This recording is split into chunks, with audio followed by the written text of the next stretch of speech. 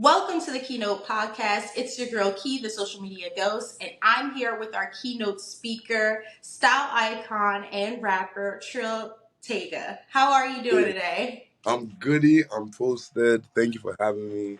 Thank you for coming. So, you were born in Ireland, Yeah, lived in Canada, now you live in England. Would you yeah. consider yourself a UK rapper or international artist? You know what's even crazy? Like, okay, I was born in Ireland. I'm fully Nigerian. I was in Nigeria for 14 years of my life. Then I moved to Canada, and I started making music in Canada. And now I do a lot of my stuff like career-wise in the UK. I don't even know. I always had this thing where I thought like when it eventually like all surfaces and happens, I'd have people in Nigeria be like, "Oh no, he's Nigerian, so now he's Yeah. from Nigeria." Oh, but they'd be like, "Oh no, he lives in the UK though, so now he's from London." I'm like, "But he started making music in Canada, so now he's from here." And my music is doing well in the States, so they'd be like, "Nah, but it's going crazy here in the States." So I don't know, Yeah. limbo. So I just say international, definitely. Yeah, Okay, definitely international because you yeah. got hands and feet in every continent. Something. So you have like a lot of music out, Yeah. and more recently your new single "Glory." What keeps you consistent in this industry that keeps changing? So yeah, I have put out quite a bit of music, and I have quite a bit of a catalog already. And I just saw it like I wanted this to be a thing where if people discovered it, they have this rabbit hole to go through. And this is kind of a thing that I don't see a lot of people doing. They like building towards the catalog as they progress in the journey. But I've literally been doing this for 7 years independently, like literally no label, no manager. So the one thing I did have for myself was my structure, and this is one thing I just kept doing for years. I had probably a project every year, and a few singles in between, and I just had that as my structure. Put that out, like it was more of a thing where I just lived this, so I was able to do it, and it was able to go as quickly as I wanted it to, and as smoothly and as nice. So I think with everything changing and stuff going on, I think I'm even, as far as I'm concerned, a pacemaker. Like people are gonna be like, oh shit, there's literally like 80 songs out right now, and he's Yeah. gonna keep going. Like that's crazy. I mean, not that people's methods aren't good, like where they have the project and they have their bang and they start layering it on top of that. But I mean, I'm doing it now, so I'm gonna keep doing it even when it happens. So it's my Yeah. yeah, People like to see or go back to your old stuff, especially like when they first discover you. They like discovering yeah. artists. I really love because when I discovered rappers that I really cherish till this day, I had such a backlog to go through and really learn who I was listening to, and that was the best thing about it. So yeah, I wanted to be the same for someone who stumbles across my Yeah. stuff. So, like, kind of like we've seen artists, like international artists like Central C, grow Yeah, in popularity because of TikTok and because he kind of have that stamp from yeah, Drake.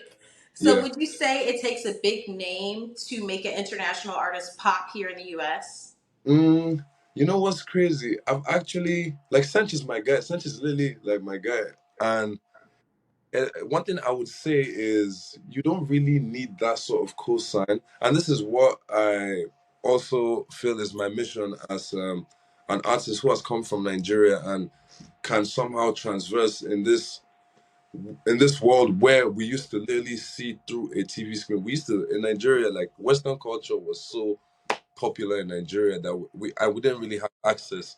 We didn't really have access to any of these things. So we'd be seeing like superstars that we'd love for years, like Yeah. on TV. We'd emulate them. We'd want to be like them. We're doing stuff like them. We start brands. We have like this little pop up going on. This little like rap festival going on. We're doing all of this in Nigeria. Some kids aren't able to get visas to leave the country to do these exact same things they're already doing back home and do them outside. But then, like, that's why I say my situation. So I've lived in like four different places. I felt even when I was young, growing up, coming and going different places, it was like, what's happening? Like, but now I wouldn't have traded it for nothing. I was literally able to leave the country and be somewhere else where I had like an opportunity, and I just went for it. And this is what really matters, because the kids in Nigeria who can't leave the country need this sort of, like, not really empowerment. It's empowerment, but it's not even empowerment because they're already doing it. But they just need to know that they're legit, like, and they don't need this sort of like they don't need this sort of verification from an artist who they supposedly have been watching for years, and they don't need the artist to come and be like, yeah, this is real and this is like a legit thing. They don't need that. So it's more of a thing where they just need the, like, the channel to, because what they're watching these guys, and they're like, okay, I've watched you for 5 8 years. How do I do it? Like, how do I do it, bro? Don't leave me here. Yeah.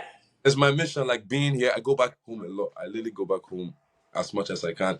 I bring I bring clothes back every single time. Clothes that you wouldn't, like, I couldn't get as a kid. Like, here, we'd bring it back. Like, we'd bring Supreme decks, because a lot of kids skate in Nigeria on the grounds aren't even like really skatable and stuff. So it's all of these. They see it. They want to just feel a part, just so that they can continue and progress like that. It's not really a thing where, like, it's a problem if they don't get like a cosign or nothing, but they need to know that. And I don't really see a thing where you necessarily need a cosign. I know a bunch of like A-list proper like celebrities and stuff, and I haven't really seen like an avenue where I would see myself going through them to get what I want, if that makes sense.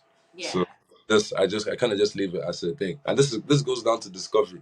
People will end up discovering, I already know these people, and they know, and they're like, what's been going on? Like, what's happening? You get what I mean? So that's also a cool thing to me. So, yeah. Yeah, I feel like you feel like I guess like the poster person for being Nigerian and making it in this industry. And also, you were the first Nigerian to perform at Wireless Fest. So, do Yeah. you feel like you need to be the first to discover more avenues and kind of bring people through as a Nigerian? Yeah, I literally see myself as literally as that, and I want to do my best to usher in this new era of kids who are just taking over. But we have Rema, we have Fireboy DML, we have Amare. There's a bunch of us just invading now. We have Thames. This is the first time there's a bunch of us seeping through, and we're just Yeah. here doing stuff, and it's happening, and it's fast. So, um, well, I think like this new era of this ethosphere coming in right now is like is very important. We have our figureheads. Like, it's not just me. Like, I feel like this, but there's a bunch of people who will tell you, like, I'm out here carrying this, and that's what really makes it work. I literally think, like, with what I'm doing, like rap music, because I'm not making Afro music and stuff, and I could make Afro music and Yeah. Afro songs and stuff. But what I feel like my position in this is I was a kid who listened to trap music in Nigeria. There were a lot of kids like us. It was just trap music, and we're like, bro, can any of us even become like a rapper or like a thing like this, where it was like a real life, and it wasn't just like an emulation type thing we all had this stuff, we've all had it. So me doing it now and making it like assuring people that it's possible is literally rewarding ourselves. That is probably the best. So yeah, so I feel about Yeah, but outside of like the music, it. you also kind of like worked in fashion. Like you Yeah, worked for Burberry, yeah. Diesel, and kind of collaborated with Farfetch. How has that inspired your musical journey? Kind of like fashion and music going hand in hand, like it's gone for so long.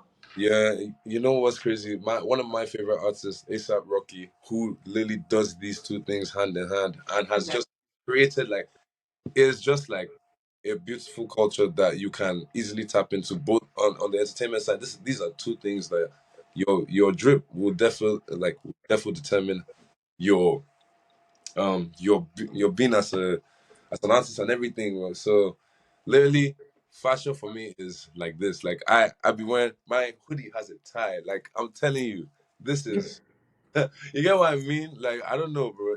I like trying new things. People send me crazy stuff. It's literally it all just helps. Like I don't think I'd be able to be the artist I want to be like without taking care of how I look and everything. So I love my presentation. I'm really on point with my presentation and stuff. So yeah, fashion. As I got into modeling in 2020, and it's not even a thing I thought I could do. Like I literally was just chilling one day, and I was like, "Well, could I model?" I'm like 6'3". This at the time I was like 6'3". Oh, okay.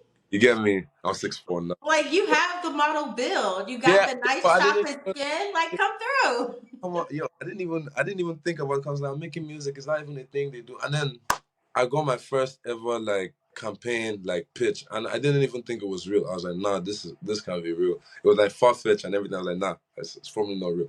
Then I got another one like a week after for Marnie, and I said, you know what, I'm gonna follow up on this, and I did it, and it was real. I literally went for the casting, and I seen people, and I was like, what? Okay, I'm in. Like did that a month later.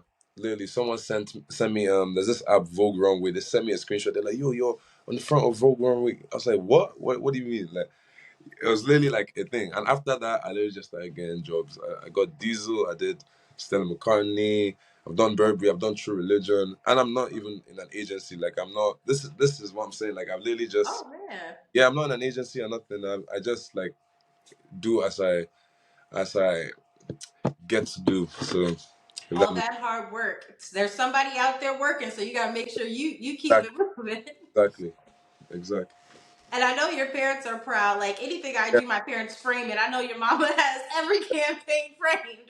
My Okay. mom, my mom is an angel. When she saw us on Vogue, she was like, "What?" Cause like I make music, everything cool. But like Vogue, she was like, "What? That's like a whole other career. Like It's you a big thing. do Yeah. another thing." We were like, "Yeah." So that was nice. Yeah, going back home to my mom in Nigeria is the most adorable thing ever. Because my youngest sister is also still in Nigeria, and she just grows up. She literally just grows up, and I just come back and watch. She's a teenager now. Literally, like you know what I'm saying. So it's just cool to always go back and tap back in because I'm doing so much on this side of things. Like my younger sister is just watching stuff in school, and she has people in school like, "Yo, like, what's going on here?" Like your bros. Like that's your brother. Yeah, really. Like, so I think it's cool for her. I can't even imagine if I had like a little older brother going that hard or something. Yeah. So So I know you said you don't really need a stamp, but you said that ASAP Rocky is your favorite artist. yeah. Who in the industry, if you could pick, would you do a remix with on one of songs that you have? Mm, okay. Damn, that's a bit of a tough one. Because I have like different sounds I would love to put out. But let's say if I had to have like an overarching track of all of them, it would be right. It's with Chief Keef. I don't know why, but Chief Keef. Yeah, Chief Keef, Chief Keef, that would be lit though.